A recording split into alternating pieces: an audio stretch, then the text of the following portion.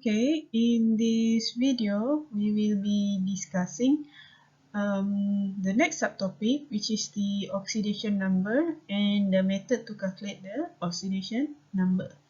So what is oxidation number? So it refers to different electron numbers between the atom and ion. Okay, for example, we have magnesium atom here. So magnesium atom is magnesium 2 plus 2 electron.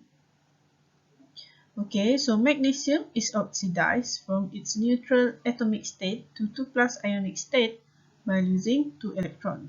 So in this case, the ON or oxidation number of magnesium metal is 0, which means that it is a neutral atom, whereas the oxidation number of magnesium 2 plus is 2 plus, because the ionic magnesium 2 plus has 2 electrons lesser than the atomic magnesium. So oxidation state, also referring to the state of the species, corresponds to its oxidation number. For example, in the case of magnesium, when the magnesium is oxidized to magnesium 2 plus, the neutral atomic state is now oxidized to 2 plus ionic state, and in most cases, chemists won't differentiate or won't make any difference between ON or OS. Therefore, normally ON and OS are similar.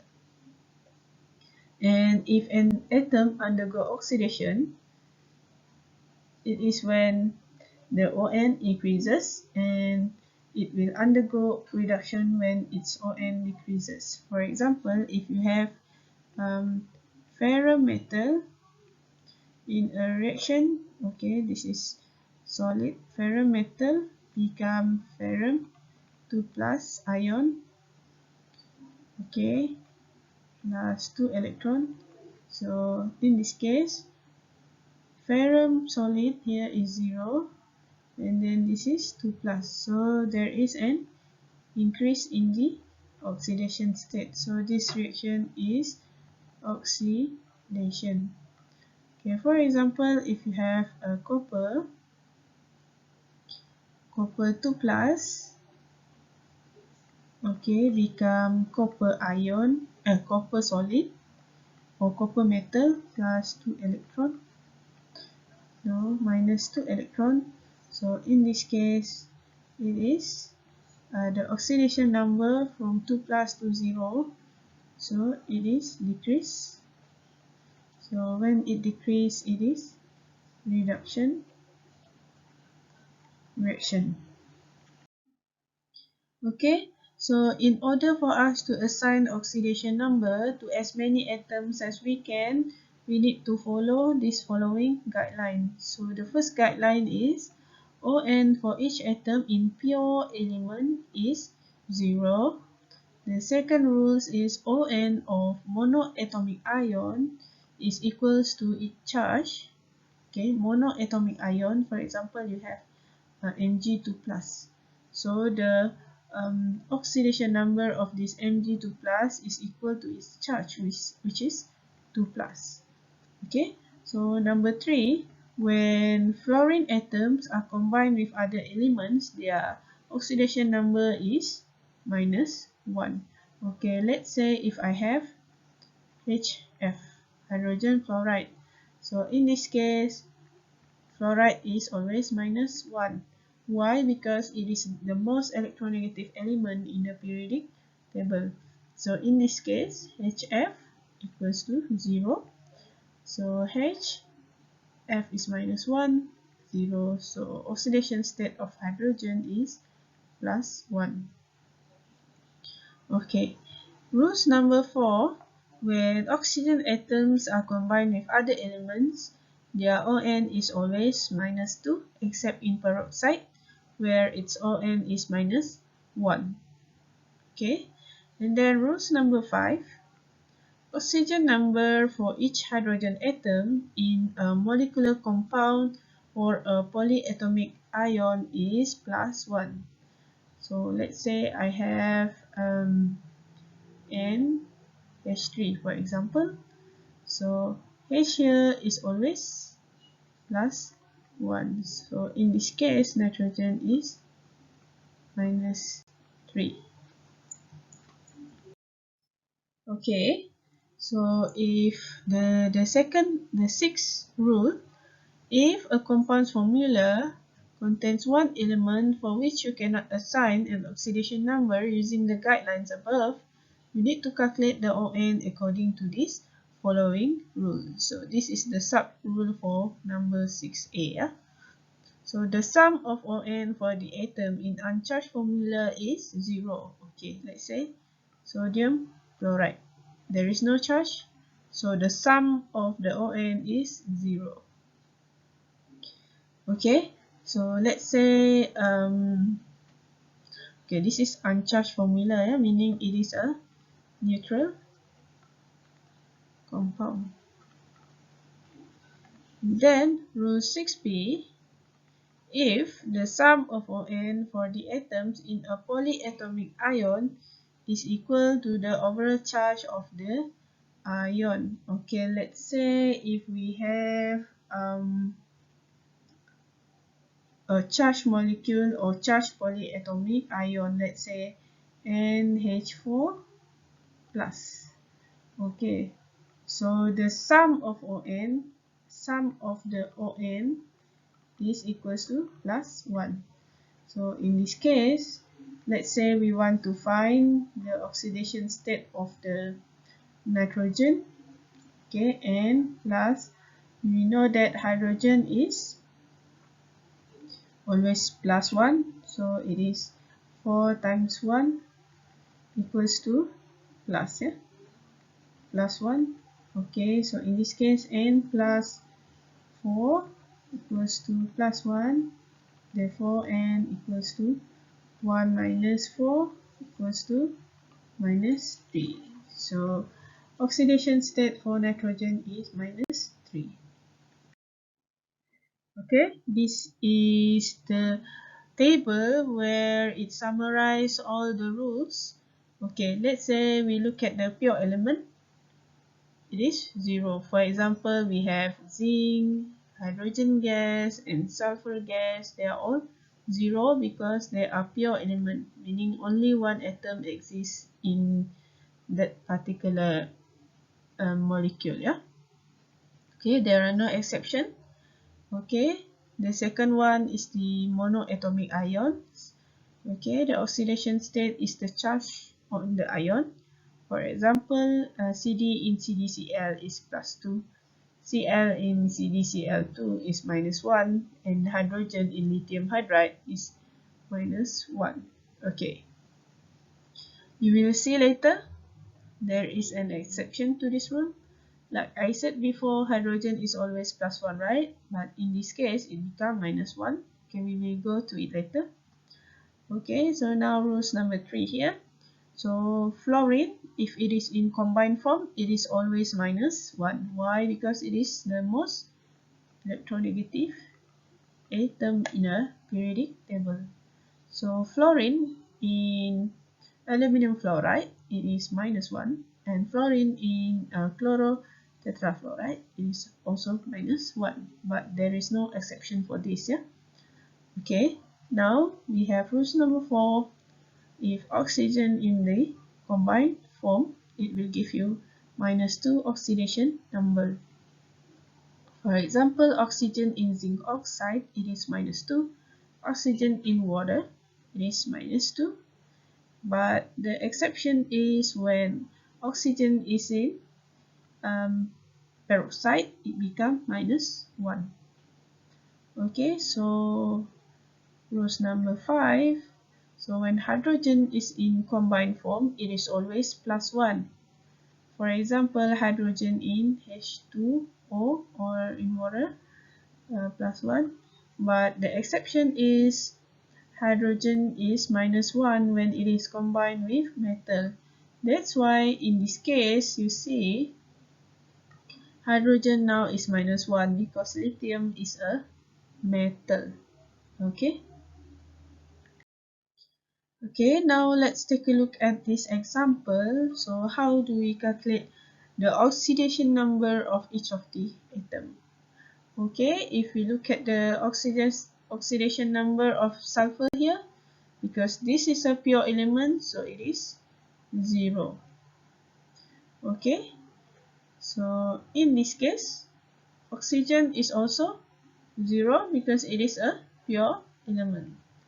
So now we have SO2. So how do we calculate the oxidation number of each atom in this molecule? Okay, SO2. You know the rules that when oxygen is combined with any element, it is always minus 2, except when it is as per hydroperoxide, yeah?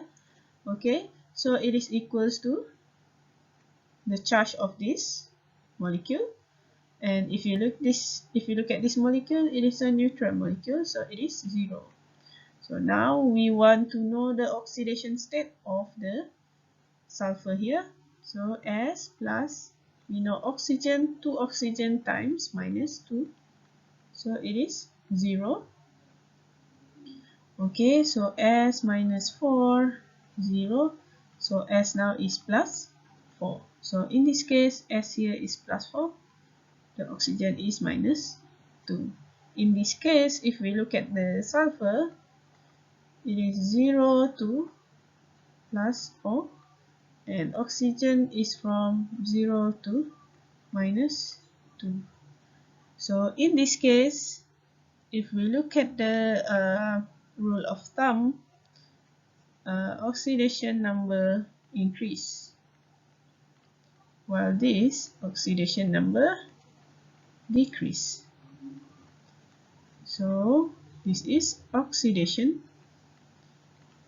while this is reduction. Okay, let's take a look at this exercise.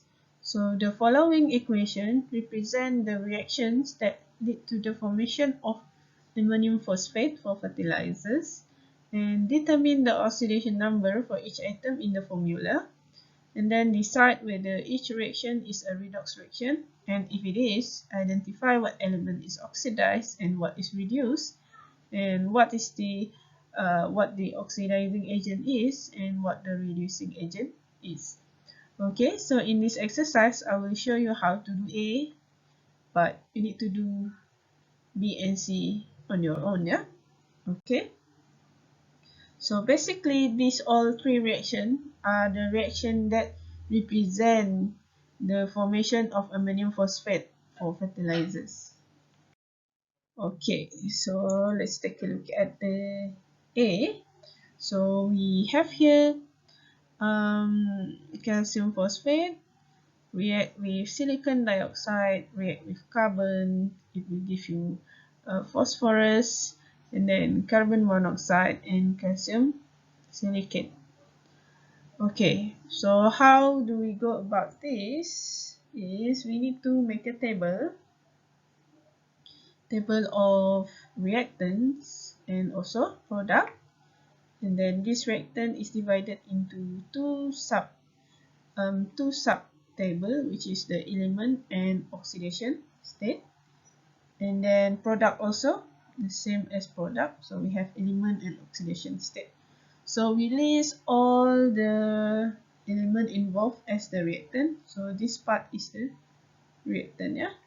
So this part is the product. Okay, we have calcium, we have phosphorus, we have oxygen, we have silicon, we have the second oxygen, then we also have carbon. Okay, in the product part, we also have the same element. So we try to calculate this. So we get calcium is 2 plus, and then we cannot, if you look at this yellow box, you need to calculate, meaning that you need to calculate this. Okay, and now oxygen is also in the rule, so oxygen is always minus 2. Okay, now we have, because silicon, so how do we calculate the silicon? Because silicon oxide, when Oxygen is always minus 2, so silicon minus 4. So silicon here is plus 4. Okay, now we have the second oxygen. This one also minus 2. And then now carbon is 0 because carbon is a pure element. Okay, so how do we calculate the P here? P here, you know calcium, you know oxygen. Obviously, you can calculate the P, yeah? Okay, in the product, you see that we need to calculate the calcium. So in this case, because the calcium is a metal, so it is always plus 2. Okay, and then you have P here, because P is a pure element, so it is 0. And then you have oxygen. Oxygen is always minus 2. And then you have silicon, silicon. Okay, you need to calculate it. It becomes plus 4.